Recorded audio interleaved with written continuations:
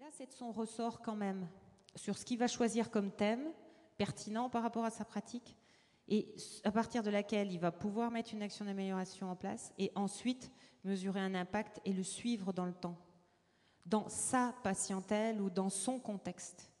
Mais n'empêche que les décideurs, les payeurs, les politiques derrière va suivre, lui, au-delà, quelques indicateurs pour dire est-ce que la santé des gens s'améliore sur le thème du diabète ou de la prise en charge de la schizophrénie ou du suicide. Est-ce qu'on a moins de suicides? Ils vont avoir un indicateur très... Est-ce qu'on a moins de suicidants qui rentrent à l'hôpital et voilà. Donc vous voyez, c'est à différents niveaux, je suis tout à fait d'accord. Mais je trouve que c'est toujours intéressant et moi j'aime bien vous participer avec vous à des ateliers qui parlent quelque part d'autre chose, mais de la même chose aussi, faites différemment. Je pense qu'il y a une confusion, monsieur, dans votre raisonnement. Je vous écoutais et j'étais d'accord avec vous quand je disais c'est bien dit. Madame Moquet disait tout à l'heure, on appelle ça le service de l'évaluation des pratiques professionnelles et on pense justement à réutiliser le nom ou à changer quelque chose de ce style. Je faisais la réflexion à Québec, on n'appelle pas ça l'évaluation des pratiques professionnelles, ça s'appelle la direction de l'amélioration de l'exercice. Je pense que ça s'adresse à deux concepts de publics différents. Madame Lequet a en face d'elle des médecins libéraux, dans lesquels le renforcement de leur professionnalisme il est fait effectivement par l'évaluation des pratiques professionnelles. Et là, on s'adresse exclusivement au domaine de la santé. Donc les médecins libéraux. Dans le domaine social comme vous, on ne s'adresse pas uniquement à un professionnel du social, en l'occurrence. Pourquoi? Parce que la prise en charge des personnes que vous avez, qui sont en situation d'exclusion ou autre, eh bien leur problématique concerne un ensemble environnemental qui est très large. C'est-à-dire que leurs problèmes peuvent venir de la formation, du logement, de la famille, de l'éducation, etc., etc. Et que là, on ne peut pas parler d'évaluation des pratiques professionnelles. On peut parler d'évaluation dans sa globalité de la personne, mais je pense que ce sont deux orientations différentes. Je ne sais pas ce que vous en pensez. C'est pour cette raison que je pense que vous êtes un peu Non, je crois. différent par rapport à ça. Pas vraiment. Quand je parle de sciences dures et sciences molles, bon, il y a effectivement ça, mais je veux dire, c'est aussi s'interroger sur pourquoi les médecins, on leur attribue que la médecine. Pourquoi un médecin n'a qu'une heure de formation de psycho en tant d'années de travail? Pourquoi lorsqu'il faut, je veux dire, travailler avec des médecins, que ce soit en toxicomanie ou dans d'autres domaines, on a un mal fou parce que ça ne fait pas partie de leurs compétences que de pouvoir travailler en réseau, que de pouvoir... c'est pas reconnu.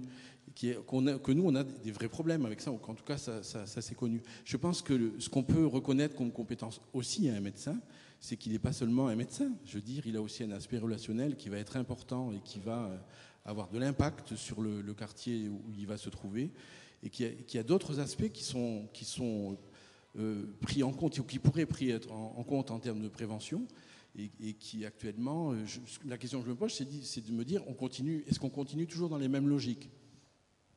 Pour vous répondre, vous savez, il y a un travail énorme qui a été fait, et je pense que vous le connaissez,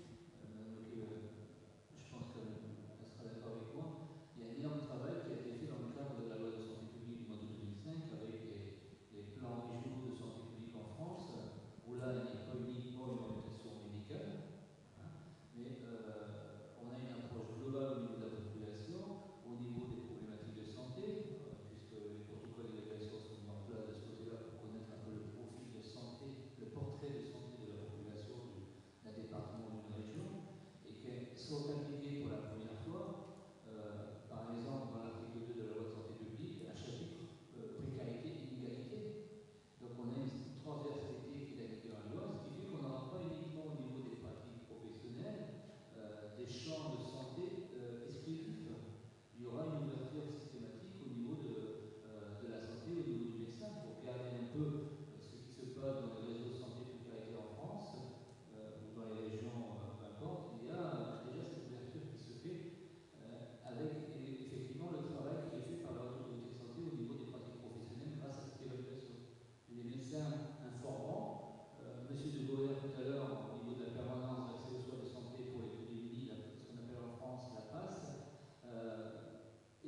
aussi maintenant d'avoir cette évaluation médicale, cette évaluation sociale et avoir un réseau, je dirais, une dynamique de réseau pour le bien-être de la personne dans sa globalité. Oui, alors je pense qu'on ne peut pas travailler en vase clos. Ce que j'observe depuis quelques années, c'est une préoccupation des sciences dures pour prendre en compte des réalités sociales, humaines importantes, et inversement pour les sciences plus molles, de se préoccuper d'avoir effectivement des moyens de mesurer leur impact et des pratiques. Je peux vous rassurer en disant que chez nous, les médecins ne peuvent pas être diplômés et exercer s'ils ne maîtrisent pas maintenant dans le programme de formation, c'est une des compétences, la capacité non seulement de respecter les patients, mais la capacité de travailler avec des professionnels de d'autres champs professionnels, de travailler en réseau, d'échanger de l'information, ça fait partie, il y a toute une série d'habiletés qui sont maintenant obligatoires et c'est la raison pour laquelle je travaille avec les 4 facultés de médecine du Québec à développer un cours qui sera commun à tous les champs professionnels qui œuvrent dans le domaine de la santé. Il y en aura un autre pour ceux qui travaillent uniquement dans le domaine des différentes disciplines du social. Alors voilà, moi je pense qu'il y a une évolution et elle est observable très lentement, mais certainement. Je suis tout à fait d'accord et on pourra en discuter si vous voulez en aparté pendant un repas, parce que faut pas croire que les médecins, enfin certains médecins, c'est vrai, peuvent rester sur le côté très médical, être centrés là-dessus et pas en sortir. Mais quand un patient, par exemple, on lui demande de changer son mode de vie alimentaire et qu'il n'a pas les moyens de le faire parce que c'est plus facile d'aller manger au McDo, il est évident qu'on n'aura jamais une hémoglobine glyquée correcte dans le diabète. Et on en est conscient. Et on peut toujours le lui dire. Si on ne s'occupe pas de savoir comment ça va être fait ailleurs, autour, avec lui, pour que ça évolue, on n'aura pas de résultat. Et si on s'évalue là-dessus, il n'y a pas d'amélioration possible. Donc on n'a pas intérêt à choisir ce thème-là pour faire l'évaluation de ses pratiques professionnelles. Donc si vous voulez l'implication, je suis un petit peu, mais ça ne m'étonne pas, un petit peu déçue ou je me sens un peu agressée. Moi, j'ai toujours fait du balint pendant mon exercice. C'est pas le cas de tous les médecins, je suis d'accord, mais j'en ai toujours ressenti le besoin.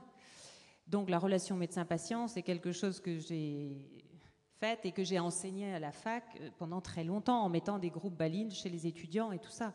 Donc, on n'est pas sans apporter tout, comme vous le dites, au niveau de la formation initiale. Il y a des changements, c'est un peu lent, mais ça se fait. Le problème, et là on pourra en discuter en dehors du congrès peut-être, je sais pas, tant qu'il y a de la médecine libérale avec du paiement à l'acte, comment voulez-vous avoir un médecin motivé pour aller pas seulement à votre réunion, mais à 5 ou 6 autres dans le même mois, parce que d'autres professionnels que par exemple le secteur psychiatrique, il va y avoir aussi le handicap, il va y avoir aussi la périnatalité. Il pourrait aller tous les soirs à une réunion s'il répondait à toutes les sollicitations. Et en plus, c'est en dehors de son temps de travail, c'est pas indemnisé. Ah ben voilà, vous faites le total, il a le droit à une vie de famille et l'évolution actuelle, et je pense que dans les professionnels de santé, c'est la même. Je pense que les médecins, en tout cas, revendiquent actuellement par rapport aux autres professions